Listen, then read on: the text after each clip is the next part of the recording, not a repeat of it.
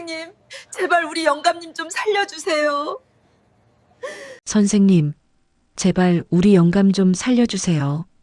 한겨울밤 서울의 한 대형 병원 응급실에서 할머니 한 분이 의사의 가운을 붙잡고 애원하고 있었답니다. 침대 위엔 산소 마스크를 낀 할아버지가 거친 숨을 몰아쉬고 있었지요. 지금 당장 수술해야 하는데 보증금이 없으면 수술방을 열 수가 없어요. 차갑게 돌아서는 병원 직원. 할머니는 그 자리에 주저앉아 울음을 터뜨렸습니다. 평생 남의 구두만 닦으며 살아온 할아버지. 그런데 사람들이 모르는 게 하나 있었지요. 이 초라한 노인이 숨겨온 놀라운 비밀이 말입니다. 이 초라한 노인이 평생 숨겨온 비밀. 과연 그는 왜 끝까지 가난했을까요? 이 감동적인 이야기가 궁금하시다면 잠시만 구독 버튼을 눌러주세요. 평범해 보이는 사람들의 숨겨진 이야기를 매일 전해드립니다. 그럼 시작하겠습니다. 때는 추운 겨울이었답니다. 서울 도심의 한 대형 병원 응급실은 그날도 여느 때처럼 분주했지요.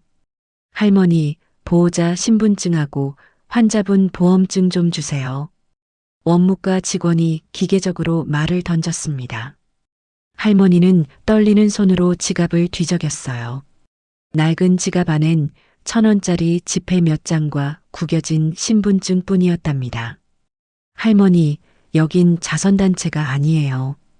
중환자는 병원 입장에서도 리스크가 커요.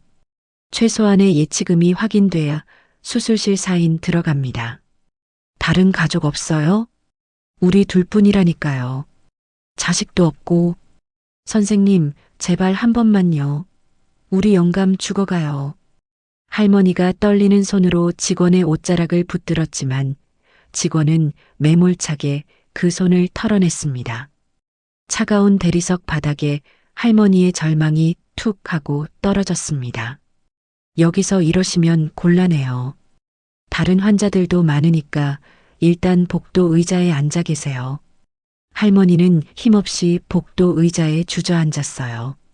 유리문 너머로 보이는 남편의 창백한 얼굴. 산소 마스크 속에서 가쁜 숨을 내쉬는 모습이 너무도 애처로웠지요. 김철수. 올해 75살인 이 노인은 지난 50년을 서울 도심 한복판에서 구두 수선공으로 살아왔답니다. 새벽 5시면 어김없이 작은 수선대 앞에 앉아 손님을 기다렸지요. 아저씨, 이 구두 굼 좀 갈아주세요. 네, 금방 해드릴게요. 말수적은 노인이었어요. 그저 묵묵히 손님의 구두를 받아 정성껏 닦고 기웠지요. 손가락 마디마디는 류머티즘으로 뒤틀려 있었고 손등엔 가죽 약품에 댄 자국이 가득했답니다. 할아버지, 요즘도 장사 잘 돼요? 뭐 그럭저럭이지요. 사실 요즘엔 구두를 고쳐 신는 사람이 별로 없었어요. 새 신발을 사는 게 더 싸니까요. 그래도 노인은 매일 그 자리를 지켰답니다. 할머니 이순자는 남편이 그렇게 일하는 걸 옆에서 지켜봤지요. 두 사람은 단칸방에서 살았어요. 낡은 연탄 보일러에 김치찌개 한 그릇이면 저녁이었답니다. 영감, 우리도 이제 나이가 있는데 몸 좀 챙겨야지 않겠어요? 괜찮아. 아직 팔팔하니까. 그렇게 말하던 남편이었는데 오늘 아침 갑자기 가슴을 움켜쥐고 쓰러진 거예요. 영감, 영감아. 할머니가 급히 구급차를 불렀고 병원에 도착해서 들은 진단은 급성 심근경색이었답니다. 보호자분, 환자분 상태가 매우 위중합니다. 당장 수술하지 않으면 생명이 위험해요. 의사의 말에 할머니는 하늘이 무너지는 것 같았지요.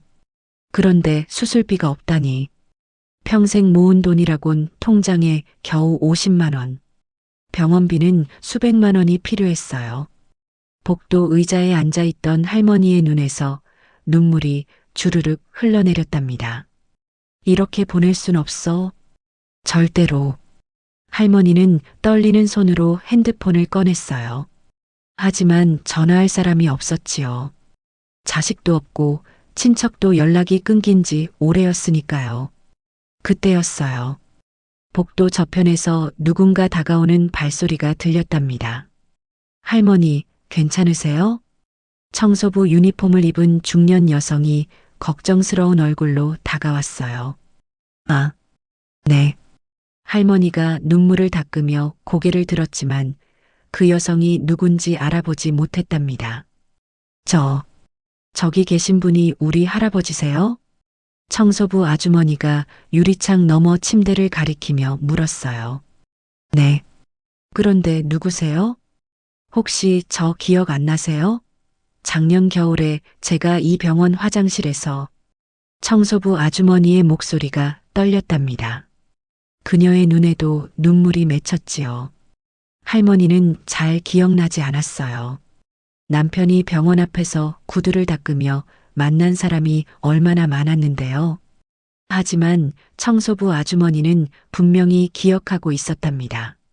작년 겨울 아들의 대학 등록금 때문에 화장실에서 울고 있던 그날을 말이에요. 사실 미숙 씨에겐 잊지 못할 기억이 하나 있었습니다. 작년 겨울 유독 눈이 많이 내리던 새벽이었지요.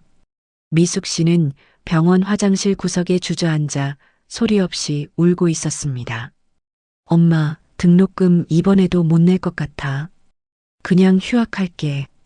아들에게 온 문자 한 통이 가슴을 후벼 팠거든요. 청소일로 번 쥐꼬리만 한 돈으로는 아들 학비를 감당할 재간이 없었습니다. 아줌마, 왜 여기서 청승맞게 울고 계셔? 그때였어요. 낡은 점퍼를 입은 할아버지가 화장실 문 앞에 서 계셨지요. 병원 정문 앞에서 구두를 닦던 그 노인이었습니다. 힘든 일 있으면 말해봐요. 내가 뭐 도와줄 수 있을지 모르니까. 노인의 목소리는 겨울바람과 달리 참으로 따뜻했답니다. 미숙 씨는 그만 아이처럼 울음을 터뜨리며 사정을 털어놓고 말았지요. 그러자 노인은 잠시 생각하더니 주머니에서 꼬깃꼬깃한 봉투 하나를 꺼냈습니다. 여기 10만 원 있어요. 일단 이거라도 보탰어요. 나도 젊을 때 참 힘들었거든. 그냥 주는 거니까 받아요. 구부정한 등, 낡은 구두. 그 뒷모습이 지금도 미숙 씨의 눈엔 선했습니다. 그리고 지금 복도 의자에 앉은 할머니 앞에서 미숙 씨는 그날의 은혜를 떠올리며 낡은 보자기를 꺼냈습니다. 할머니, 저 그때 정말 감사했어요. 이거 얼마 안 되지만 일단 보태 쓰세요. 할아버지가 사셔야 저도 은혜를 갚지요. 보자기 안에는 10,000원짜리 지폐 20장이 소중하게 담겨 있었습니다. 할머니가 손사래를 쳤지만 미숙 씨는 억지로 돈을 쥐어주었지요. 그런데 그때였습니다. 저기, 혹시 저 할아버지 가족분이신가요? 50대쯤 되어 보이는 남자가 숨을 헐떡이며 다가왔습니다. 그의 손에도 봉투 하나가 들려 있었지요. 작년 여름 제 아내가 사고로 입원했을 때 할아버지가 병원비에 보태라며 50만 원을 주셨습니다. 이름도 안 알려주고 가셔서 매일 여길 찾아다녔는데 오늘 소문 듣고 달려왔습니다. 그게 시작이었습니다. 우리의 분유값 주신 분이에요. 노숙하던 제게 일자리를 찾아주셨습니다. 하나둘 사람들이 모여들기 시작하더니 어느새 삭막했던 응급실 복도가 북적거리기 시작했습니다. 할머니는 그제야 알았습니다. 남편의 손이 왜 늘 거칠었는지, 왜 우리 집은 늘 가난해서 벗어나지 못했는지 말입니다. 영감, 바보같이. 그래서 우리가 늘 가난했구려. 산소 마스크를 쓴 채 누워있는 남편의 주름진 얼굴을 보며 할머니는 뜨거운 눈물을 쏟았습니다. 사람들의 정성이 모여 어느덧 200만 원이 훌쩍 넘었지요. 하지만 그 따뜻한 온기도 잠시 날카로운 목소리가 복도를 찍고 들어왔습니다. 여기 뭐야? 시장 바닥도 아니고 뭐 하는 사람들이야. 번듯한 양복을 입고 인상을 찌푸리며 다가오는 남자. 가슴팍엔 원무과장 박준혁이라는 명찰이 서늘하게 빛나고 있었습니다. 박준혁 과장은 병원 박 이사장의 조카였답니다. 덕분에 젊은 나이에 원무과장 자리에 올라 병원을 좌지우지하고 있었지요. 여기가 시장통입니까? 아니면 무슨 동창회 모임입니까? 박 과장이 팔짱을 끼고 사람들을 훑어봤어요. 그의 눈빛은 차갑고 건방졌답니다. 돈 없으면 빨리 퇴원 수속 밟으라고 했잖아요. 할머니, 병원 분위기 흐리지 말고요. 과장님, 제발 한 번만 봐주세요. 지금 여기 계신 분들이 돈을 모아주셔서. 할머니가 떨리는 손으로 봉투를 내밀었어요. 박 과장은 봉투를 힐끗 보더니 코웃음을 쳤답니다. 200만 원? 수술비가 500만 원인데 이걸로 뭘 하라는 겁니까? 나머지는 제가 어떻게든 구해올게요. 내일까지 꼭. 안 됩니다. 병원 규정이 그래요. 보증금 전액이 예치되지 않으면 수술은 절대로 불가능합니다. 원무가 박 과장은 마치 기계라도 되는 양 단호하게 말을 잘랐지요. 그럼 우리 영감은 어떻게 됩니까?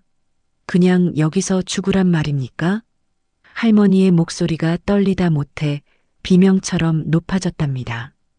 그건 보호자 사정이지 제 소관이 아닙니다. 정 형편이 안 되면 다른 병원 알아보시든가요. 박 과장이 귀찮다는 듯 몸을 돌려나가려는데 옆에서 지켜보던 청소부 미숙 씨가 앞을 막아섰어요. 과장님, 해도 너무하십니다. 저 할아버지는 평생 자기 것 아껴가며 남 도와주며 사신 분이에요. 이런 분을 이렇게 내쫓으시면 천벌 받아요. 남을 도와요? 참나 웃기는 소리 하고 계시네. 박 과장이 코방귀를 뀌며 비웃었답니다. 자기 몸 하나 건사 못해서 이 지경이 됐으면서 무슨 남을 도와요?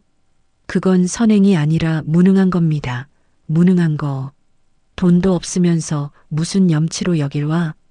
과장님, 미숙 씨가 부르르 몸을 떨었지만 박 과장은 이미 원무과 직원을 소리 높여 불렀어요.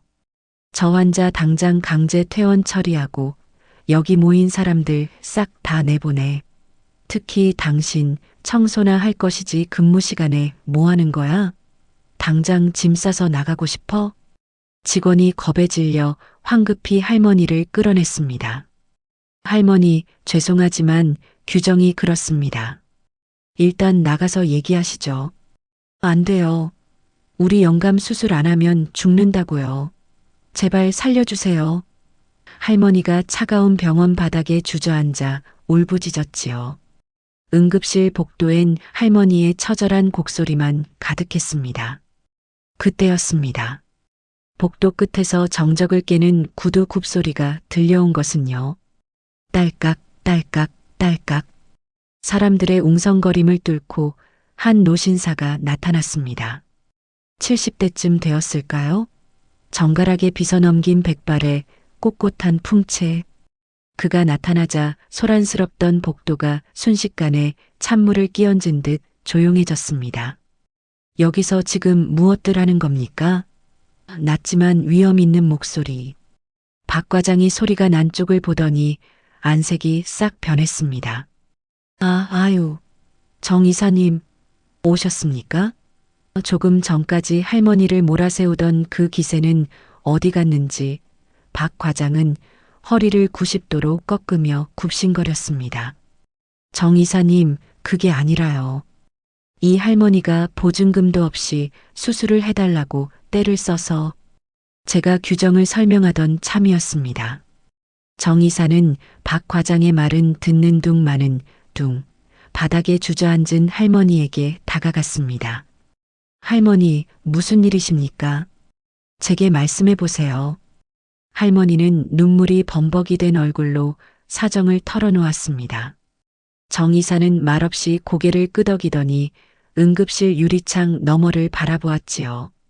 산소 마스크를 쓴 채 가쁘게 숨을 몰아쉬는 할아버지. 그 얼굴을 확인한 순간 정 이사의 눈동자가 크게 흔들렸습니다. 저분이, 설마 저분이, 정 이사의 목소리가 눈에 띄게 떨렸습니다. 그는 홀린 듯 응급실 안으로 걸어 들어갔습니다. 침대 옆에 서서 할아버지의 얼굴을, 그리고 굳은 살 박인 뒤틀린 손가락을 자세히 살폈지요. 정말 형님이십니까? 춘삼 형님 맞으신가요? 50년도 넘은 세월이었지만 정 이사는 단번에 알아봤습니다. 자신의 인생을 바꿔놓았던 그 눈매, 그 따뜻한 손길을요. 응급실 밖으로 나온 정 이사의 얼굴은 이미 눈물로 젖어 있었습니다. 박 과장, 네, 이사님. 지금 당장 우리 병원 최고의 수술팀을 구성하세요.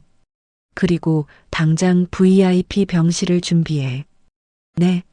하지만 이사님, 이 환자는 연고도 없고 돈도. 내 말이 말 같지 않아. 모든 비용은 내가 개인 사비로 낼 테니까 묻지 말고 당장 움직여. 정 이사의 불호령에 박 과장은 대답도 못하고 허겁지겁 뛰어갔습니다. 할머니는 이 기적 같은 상황이 믿기지 않아 정 이사의 소매를 붙잡았지요. 선생님, 우리 영감을 아십니까? 왜 저희를 도와주시나요? 정 이사가 할머니의 거친 손을 두 손으로 꼭 맞잡았습니다. 할머니, 저를 모르시겠지요. 저는 정수민이라고 합니다. 이 병원의 명예이사이기도 하지만 그가 잠시 말을 멈추고 응급실 안을 애틋하게 바라보았습니다. 30년 전 저 형님께서 당신의 피를 뽑아 제 목숨을 살려주셨던 바로 그 코올릭의 동생입니다. 정수민. 그는 지금 이 병원의 명예이사이자 국내 최고의 심장외과 권위자였답니다. 하지만 30년 전 그는 아무것도 아닌 고아 소년에 불과했지요. 선생님, 30년 전이라고 하셨는데 할머니가 조심스럽게 물었어요. 정 선생은 잠시 눈을 감았답니다. 그리고 천천히 입을 열었지요. 할머니, 제가 이야기 하나 들려드려도 될까요? 네, 그러세요. 정 선생이 복도 의자에 앉았답니다. 사람들도 하나둘 그의 주위로 모여들었어요. 30년 전 겨울이었습니다. 저는 19살 고아였지요. 고아원에서 자라 겨우 대학에 합격했지만 등록금이 없어서 포기해야 했습니다. 정 선생의 목소리가 떨렸답니다. 그때 저는 이 병원 근처 지하도에서 노숙을 하고 있었어요. 추운 겨울밤 신문지를 덮고 떨고 있었지요. 세상에나. 할머니가 손으로 입을 막았어요. 그런데 어느 날 저녁 한 할아버지가 제 옆에 앉으셨습니다. 낡은 점퍼를 입고 손에는 구두 수선 도구를 들고 계셨지요. 정 선생이 응급실 쪽을 바라봤답니다. 바로 저분이셨어요. 우리 영감이요? 네. 할아버지는 제게 캔커피 한 잔을 건네셨습니다. 그리고 물으셨지요. 젊은 친구가 왜 여기서 자냐고요? 정 선생은 그날을 또렷이 기억하고 있었답니다. 저는 사정을 말씀드렸어요. 의대에 합격했지만 돈이 없어서 포기할 수밖에 없다고요. 그랬더니 할아버지가 이렇게 말씀하셨습니다. 정 선생의 눈에 눈물이 맺혔지요. 공부하고 싶으면 해야지. 돈 때문에 꿈을 포기하면 안 돼. 내가 도와줄게. 우리 영감이 그런 말을. 할머니가 눈물을 닦았답니다. 저는 처음엔 믿지 않았어요. 할아버지도 가난해 보이셨거든요. 근데 다음 날부터 매달 제 고아원 앞에 봉투가 놓여 있었습니다. 봉투요? 네.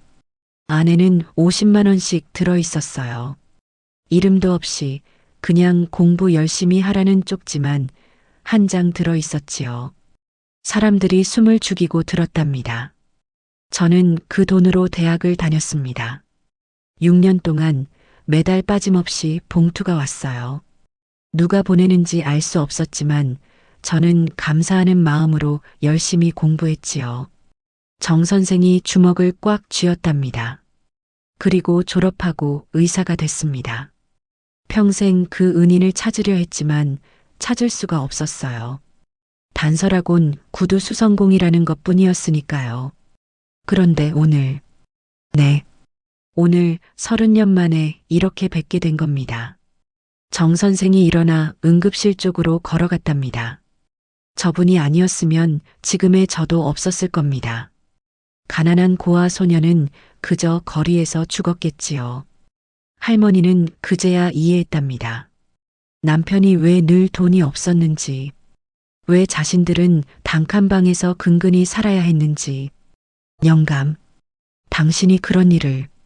할머니가 흐느꼈어요. 박 과장이 황급히 달려왔답니다. 선생님, 수술팀 준비됐습니다. VIP 병실도 확보했고요. 좋아요. 그리고 박 과장. 네, 선생님. 아까 할머니한테 한 말 사과하세요. 정 선생의 목소리는 단호했답니다. 그게 지금 당장요. 박 과장이 할머니 앞에 섰어요. 얼굴이 새빨개졌지요. 죄송합니다, 할머니. 제가 잘못했습니다.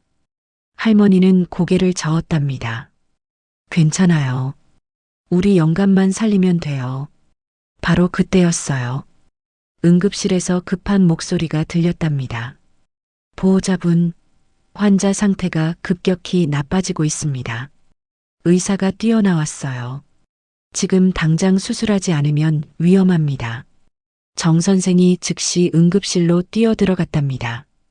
수술 준비, 지금 당장. 복도의 사람들이 긴장했지요. 할머니는 두 손을 모으고 기도했답니다. 제발 살려주세요. 청소부 미숙 씨가 할머니 어깨를 감싸 안았어요. 할머니, 괜찮을 거예요. 정 선생님이 계시잖아요. 그래도 저 할아버지는 평생 남 살리신 분이에요. 하늘이 버리지 않을 겁니다. 사람들이 고개를 끄덕였답니다. 수술실 불이 켜졌어요. 의사들이 분주하게 움직였지요. 복도엔 침묵만 흘렀답니다. 사람들은 숨을 죽이고 기다렸어요. 1시간, 2시간, 3시간. 시간이 흘렀지만 수술실 불은 꺼지지 않았답니다. 할머니는 복도 의자에 앉아 남편을 떠올렸어요. 50년을 함께 산 그 사람. 말은 없었지만 따뜻했던 그 사람. 영감, 돌아와야 해요. 아직 할 말이 많아요. 할머니의 눈에서 눈물이 주르륵 흘러내렸답니다. 그리고 마침내 4시간이 지난 후 수술실 문이 열렸어요. 정 선생이 마스크를 벗으며 나왔답니다. 복도의 모든 사람들이 일어섰지요. 정 선생의 얼굴을 보며 사람들은 숨을 멈췄답니다. 그리고 정 선생이 천천히 입을 열었어요. 정 선생의 얼굴에 미소가 번졌답니다. 수술 성공했습니다. 할머니가 그 자리에 주저앉아 울음을 터뜨렸어요. 사람들도 박수를 쳤지요. 하지만 아직 안심하긴 이릅니다. 이틀 정도는 중환자실에서 지켜봐야 해요. 그래도 살았다는 거지요? 할머니가 떨리는 목소리로 물었답니다. 네, 이제 괜찮습니다. 정 선생이 할머니의 손을 잡았어요. 할머니, 제가 은인을 지키지 못했으면 평생 후회했을 겁니다. 정말 다행입니다. 할머니는 고개를 숙여 인사했답니다. 고맙습니다. 정말 고맙습니다. 다음 날 아침 할아버지는 중환자실에서 눈을 떴어요. 희미한 신음소리에 옆에서 졸고 있던 할머니가 화들짝 놀라 일어났답니다. 영감, 정신 차렸어요? 여기가 어디요? 할아버지의 목소리는 약했지만 또렷했지요. 병원이에요. 수술 받았어요. 수술? 돈은? 할아버지가 걱정스러운 얼굴로 물었답니다. 걱정 마요. 다 해결됐어요. 바로 그때 중환자실 문이 열렸어요. 정 선생이 들어왔답니다. 할아버지, 깨어나셨군요. 정 선생이 다가와 맥박을 확인했지요. 할아버지는 정 선생을 빤히 바라봤답니다. 선생님, 어디서 많이 본 것 같은데. 할아버지, 저 기억 안 나세요? 정 선생이 웃었어요. 30년 전 지하도에서 떨고 있던 고아 소년 말입니다. 할아버지의 눈이 커졌답니다. 혹시 그때 그 수민이? 네, 맞습니다. 정수민입니다. 할아버지의 눈에서 눈물이 흘러내렸지요. 자네가 의사가 됐구나. 할아버지 덕분입니다. 할아버지가 아니었으면 저는 지금 없었을 겁니다. 두 사람은 한동안 말없이 서로를 바라봤답니다. 30년의 세월이 흐른 재회였지요. 며칠 후 할아버지는 일반 병실로 옮겨졌어요. 회복이 빨랐답니다. 그런데 이상한 일이 벌어졌지요. 병실 앞에 사람들이 줄을 서기 시작한 겁니다. 저기, 우리도 할아버지 뵙고 싶은데요. 잠깐만요. 저희가 먼저 왔어요. 간호사들이 당황했답니다. 도대체 무슨 일이에요? 할머니가 복도로 나가보니 20명도 넘는 사람들이 꽃다발과 과일 바구니를 들고 서 있었어요. 할머니, 저희 할아버지 좀 뵐 수 있을까요? 20대 청년이 공손하게 물었답니다. 누구신데요? 저는 작년에 할아버지께 장학금을 받은 학생입니다. 장학금이요? 할머니가 고개를 갸웃했어요. 네. K대학교 무명천사 장학금 받았어요. 제 등록금 4년치를 다 주셨거든요. 뭐라고요? 할머니가 깜짝 놀랐답니다. 그때 또 다른 사람이 나섰어요. 저도 그 장학금 받았습니다. 7년 전에요. 저는 10년 전에 받았어요. 저는 15년 전입니다. 사람들이 하나둘 말하기 시작했지요. 할머니는 정신이 아찔했답니다. 도대체 몇 명이나? 할머니, 뒤에서 목소리가 들렸어요. 정 선생이었답니다. 잠깐 제 사무실로 오시겠어요? 할머니께 보여드릴 게 있습니다. 정 선생의 사무실에 도착하자 그는 서류 한 뭉치를 꺼냈어요. 이게 뭔가요? K대학교 장학재단에서 가져온 자료입니다. 정 선생이 서류를 펼쳤답니다. 할아버지는 지난 20년간 이 대학에 익명으로 장학금을 기부해 오셨습니다. 장학금을요? 네. 총액이 정 선생이 숫자를 가리켰어요. 10억 원입니다. 10억? 할머니가 의자에서 일어났답니다. 10억 원을 우리 영감이? 네. 매년 5천만 원씩 20년 동안 기부하셨어요. 구두수선에서 번 돈 전부를요. 할머니는 주저앉고 말았지요. 세상에, 세상에. 할머니, 할아버지는 정말 대단하신 분입니다. 본인은 단칸방에 사시면서 가난한 학생들을 위해 평생을 바치셨어요. 정 선생의 목소리가 떨렸답니다. 그 장학금으로 의사가 된 사람이 저를 포함해서 50명이 넘습니다. 변호사, 교수, 공무원. 각계각층에서 활동하고 있지요. 할머니는 눈물을 주체할 수 없었답니다. 영감, 당신이. 그런데 할아버지는 끝까지 익명을 고집하셨어요. 이름도 남기지 않으셨지요. 대학에서도 무명천사라고만 부를 뿐 누가 기부하는지 몰랐습니다. 어떻게 아셨어요? 제가 대학 총장님께 부탁해서 알아봤습니다. 입금 계좌 추적해서요. 정 선생이 또 다른 서류를 꺼냈어요. 그리고 이것도 있습니다. 이건 또 뭔가요? 할아버지가 병원비 보태주신 환자분들 명단입니다. 제가 병원 기록을 뒤져봤더니 정 선생이 한숨을 쉬었답니다. 지난 10년간 300명이 넘습니다. 많게는 100만 원, 적게는 5만 원씩 도와주셨어요.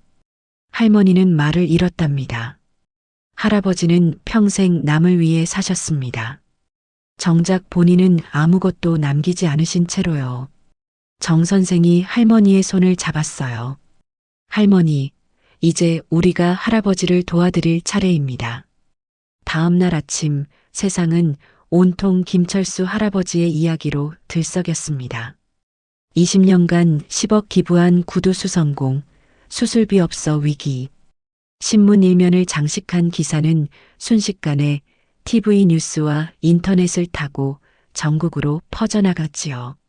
정작 본인은 낡은 구두를 닦으며 단칸방을 전전하면서도 이름 없는 천사가 되어 수십 명의 인재를 키워냈다는 소식에 온 국민이 눈시울을 붉혔습니다. 병원 로비에는 할아버지의 쾌유를 비는 꽃다발과 편지가 산처럼 쌓였습니다.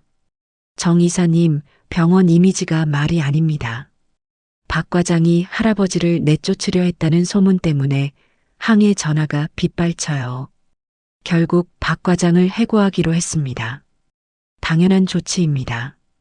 그건 그렇고 할아버지의 이름으로 희망 장학재단을 만듭시다. 제가 먼저 사비 10억을 내놓겠습니다. 같은 시각 짐을 싸던 박 과장 앞에 정 이사가 나타났습니다. 박 과장, 당신은 규정을 지켰다고 생각하겠지만 사실은 사람을 잃은 겁니다. 병원은 차가운 규정이 아니라 뜨거운 심장으로 돌아가는 곳입니다. 앞으로는 환자를 돈이 아닌 사람으로 보십시오. 박 과장은 고개를 숙인 채 아무런 대꾸도 하지 못하고 쓸쓸히 병원을 떠나야 했지요. 며칠 뒤 할아버지의 병실에 또 한 명의 특별한 손님이 찾아왔습니다. 바로 이 병원을 책임지는 최민수 병원장이었습니다. 70대의 노련한 의사인 그가 할아버지 앞에 서자마자 뜨거운 눈물을 글썽이며 무릎을 꿇었습니다. 할아버지, 저 기억하십니까? 30년 전 할아버지가 익명으로 보내주신 봉투 덕분에 의대를 졸업했던 그 최민수입니다. 아니, 병원장님이? 할머니가 입을 다물지 못했습니다. 할아버지 덕분에 의사가 되었고 지금 이 자리까지 올 수 있었습니다. 평생을 찾아 헤맨 은인을 이렇게 뵙게 되다니요. 병원장은 떨리는 손으로 할아버지의 거친 손을 잡았습니다. 할아버지의 뜻을 이어 이 병원에 가난한 이들을 위한 무명 천사 무료 진료실을 만들겠습니다. 평생 하신 선행을 이제 저희가 이어가겠습니다. 병실 밖 복도에는 어느새 소식을 듣고 달려온 수십 명의 제자들이 줄을 지어 서 있었습니다. 정 선생과 병원장, 그리고 사회 각계 각층의 리더가 된 장학생들이 일제히 고개를 숙여 인사했습니다. 할아버지, 감사합니다. 저희를 키워주셔서 감사합니다. 할머니는 남편의 야윈 손을 꼭 잡았습니다.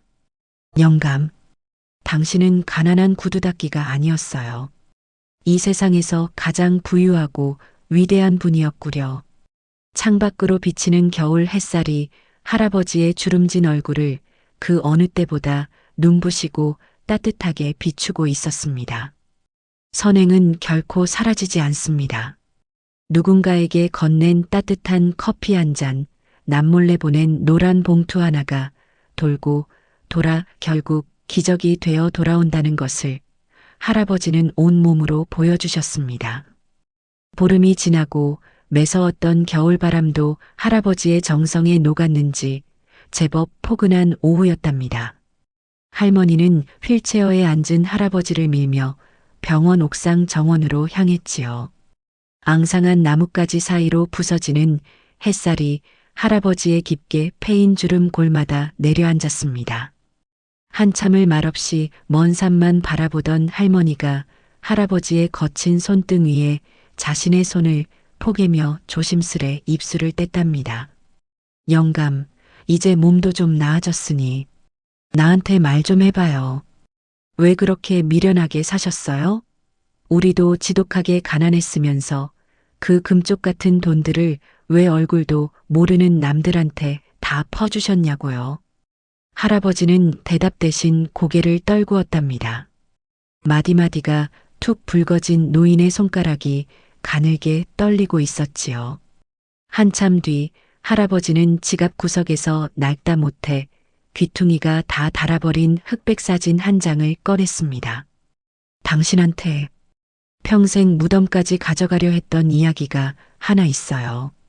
할아버지의 목소리는 갈라진 가을 억새처럼 서글프게 들렸습니다. 내게는 나보다 3살 어린 동생 철호가 있었답니다. 할머니의 눈이 동그래졌지요. 50년을 한 입을 덮고 살며 자식들 다 키워냈어도 단 한 번도 들어보지 못한 이름이었습니다. 철호는요, 나랑 달랐어요. 머리가 얼마나 명석했는지. 가난한 집안 형편에도 학교만 가면 늘 1등을 놓치지 않던 놈이었지. 선생님들은 그놈만 보면 내 손을 잡고 이놈은 꼭 대학 보내야 한다며 당부를 하곤 하셨어요. 할아버지는 사진 속 교복 입은 소년의 얼굴을 엄지손가락으로 조심스럽게 쓸어내렸답니다. 그런데 그 똑똑한 놈이 고등학교 2학년 겨울에 그만 쓰러지고 말았어요. 폐결핵이었지. 지금이야 약 몇 알 먹으면 낫는 병이라지만 그 시절 우리 같은 가난뱅이들에겐 사형 선고나 다름없었답니다. 할아버지의 눈가에 투명한 눈물이 맺혀 햇살에 반짝였습니다. 돈이 없어서 그 흔한 약 한 첩을 못 지어줬어요. 어머니는 동네 어귀를 돌며 무릎이 깨지도록 빌려다녔지만 다들 가난이 옮을까봐 문을 걸어 잠갔지. 결국 철호는 한 달도 못 버티고 차가운 방에서 책장만 만지작거리다. 그렇게 갔어요. 16곳 같은 나이에 말입니다. 죽기 직전이었어. 그 가느다란 손으로 내 옷자락을 붙잡더니 철호가 그러더군요. 형, 미안해. 나 때문에 형 대학도 못 가고 우리 엄마 고생만 시켜서 정말 미안해. 라고요. 할아버지는 결국 아이처럼 어깨를 들썩이며 흐느끼기 시작했습니다. 내가 괜찮다고 내 잘못 아니라고 울며불며 매달렸지만 그놈은 웃으며 마지막 말을 남겼답니다. 형, 나 대신 형이라도 공부 많이 해줘. 그리고 나처럼 돈 없어서 죽는 사람 없게 형이 좀 도와줘. 그게 그놈 마지막이었어요. 할머니는 할아버지를 꼭 껴안았답니다. 50년 세월 동안 남편이 왜 그토록 구두수선대 앞을 떠나지 못했는지, 왜 10,000원 한 장 제 몸에 쓰지 못하고 낡은 옷만 고집했는지, 그 처절한 진심이 할머니의 가슴을 후벼 팠습니다. 그래서 그랬던 거요. 장학금을 보낼 때마다, 병원비가 없다는 사람들을 볼 때마다 내 눈앞엔 그 16살 철호가 아른거렸어. 내가 못 살린 내 동생을. 다른 사람들은 제발 살려달라고, 철호 대신 공부 좀 시켜달라고 빌면서 그 돈을 모은 겁니다. 그때였습니다. 옥상 정원에 무거운 철문이 열리며 정 선생과 최 병원장 그리고 할아버지의 도움으로 의사가 된 수십 명의 제자가 옥상으로 걸어 들어왔습니다. 그들의 손에는 현판 하나와 액자가 들려 있었지요. 할아버지, 저희가 다 들었습니다. 동생분의 소원, 저희가 이어가겠습니다. 정 선생이 떨리는 목소리로 액자를 내밀었습니다. 거기엔 김철호 추모 장학재단 설립 증서라는 글자가 선명하게 박혀 있었습니다. 저희 10명의 장학생이 마음을 모았습니다. 할아버지 동생분의 이름으로 매년 100명의 가난한 학생에게 길을 열어줄 겁니다. 할아버지가 닦으신 구두 위에서 저희가 이만큼 자랐으니 이제는 저희가 그 구두를 닦아드리겠습니다. 할아버지는 떨리는 손으로 액자를 받아 가슴에 꽉 눌러 안았습니다. 그리고는 하늘을 우러러보며 평생 참아왔던 절규를 토해냈습니다. 철호야, 들리느냐? 형이 드디어 약속 지켰다. 내 이름으로 이제 수백 명, 수천 명이 공부하게 됐어. 이제 너처럼 아프게 가는 아이들 없을 거다. 이제 됐다. 이제 됐어. 옥상 정원에는 서러운 통곡과 따뜻한 박수가 뒤섞여 울려 퍼졌습니다. 할머니는 남편의 야윈 어깨를 감싸 안았고 제자들은 할아버지 앞에 무릎을 꿇고 예의를 갖추었습니다. 바람이 불어와 할아버지의 하얀 머리칼을 부드럽게 쓰다듬고 지나갔습니다. 마치 동생 철호가 하늘에서 내려와 형, 고생했어. 이제 마음 놓아. 라고 속삭여주는 것만 같았지요. 옥상 너머로 보이는 서울 도심의 풍경이 그날따라 할아버지의 마음처럼 눈부시게 빛나고 있었답니다. 계절이 바뀌어 찬바람이 물러간 지 석 달. 할아버지는 기적처럼 건강을 회복하고 퇴원 허락을 받았답니다. 병원에서는 이 병원을 살린 은인을 위해 성대한 퇴원식을 준비했지만 할아버지는 손사래를 치며 굳고 사양했지요. 화려한 꽃다발은 제게 어울리지 않아요. 그저 조용히 처음 왔던 그대로 가고 싶습니다. 병원장이 준비한 넓고 깨끗한 아파트 열쇠도 할아버지는 정중히 거절했습니다. 고맙지만 나는 우리 응암동 단칸방이 제일 편해요. 거기엔 철호와 한 약속이 서려 있고 우리 마누라와 지낸 세월이 녹아 있거든요. 사람은 원래 살던 대로 살 때가 가장 행복한 법입니다. 짐을 챙겨 돌아온 응암동 골목길은 여전히 좁고 가팔랐지만 할아버지에겐 천국보다 포근했습니다. 이튿날 아침 할아버지는 예전처럼 낡은 모자를 눌러쓰고 집 근처 작은 공원을 찾았답니다. 벤치에 앉아 파란 하늘을 올려다보며 할아버지는 지갑 속 동생의 사진을 꺼냈습니다. 철호야, 형 왔다. 너 때문에 형이 이번에 죽다 살아났어. 아마 내가 하늘에서 형, 아직은 오지 마 하고 밀어낸 모양이더라. 할아버지의 눈가에 기분 좋은 눈물이 고였습니다. 내 이름으로 재단이 생겼어. 이제 내 이름은 형보다 훨씬 오래도록 이 땅에 남을 거다. 공부하고 싶어 눈물 짓던 어린 날에 너 같은 아이들. 이제 형이, 아니 내가 다 살릴 수 있게 됐어. 이제 됐지? 이제 형 마음 좀 놓아도 되겠지? 그때였습니다. 벤치 뒤로 장난치며 지나가던 대학생들의 대화가 바람결에 들려왔습니다. 야, 이번에 김철호 장학금 덕분에 나 휴학 안 해도 돼. 그 기부하신 분 정말 대단하지 않냐? 그러게. 나도 나중에 성공하면 그분처럼 살고 싶어. 멀어져 가는 학생들의 뒷모습을 보며 할아버지는 조용히 웃었습니다. 그 웃음은 세상 그 어떤 보석보다 찬란하게 빛났답니다. 일주일 뒤 병원 앞 길모퉁이에 낡은 구두 수선대가 다시 문을 열었습니다. 구두 수선합니다. 어려운 분은 그냥 해드립니다. 삐뚤삐뚤하게 적힌 메모지 옆에서 할아버지는 다시 구두를 닦기 시작했습니다.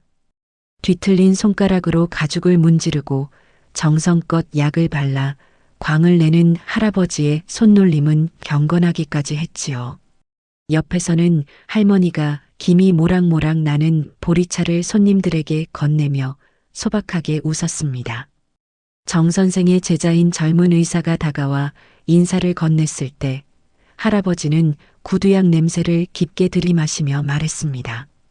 여보, 이 냄새 맡으니 이제야 진짜 내 자리에 앉은 것 같아. 이 냄새가 누군가에겐 희망의 향기가 될 수 있다면 나는 죽는 날까지 이 자리에 앉아 있고 싶구려. 김철수 할아버지는 그 후로도 5년을 더 사셨습니다. 마지막 순간까지 구두 수선대 앞을 지키며 이름 없는 천사로 사셨지요. 할아버지가 소천하시던 날 이름도 없는 작은 장례식장에는 1000명이 넘는 사람들이 구름처럼 몰려들었습니다. 정계와 재계의 거물들부터 할아버지께 빵을 얻어먹었던 노숙인들까지 그들은 모두 할아버지가 닦아준 구두를 신고 와서 뜨거운 눈물을 흘렸습니다. K대학교 본관 앞 책을 든 소년 김철호의 동상 밑에는 지금도 할아버지가 생전에 가장 좋아했던 문구가 새겨져 있습니다. 꿈을 포기하지 마세요. 누군가는 당신을 진심으로 응원하고 있습니다. 그리고 그 동상 옆에는 누군가 매일같이 캔커피 한 잔과 작은 꽃송이를 놓아두고 간답니다. 할아버지가 뿌린 사랑의 씨앗은 오늘도 누군가의 가슴 속에서 환한 꽃으로 피어나고 있습니다.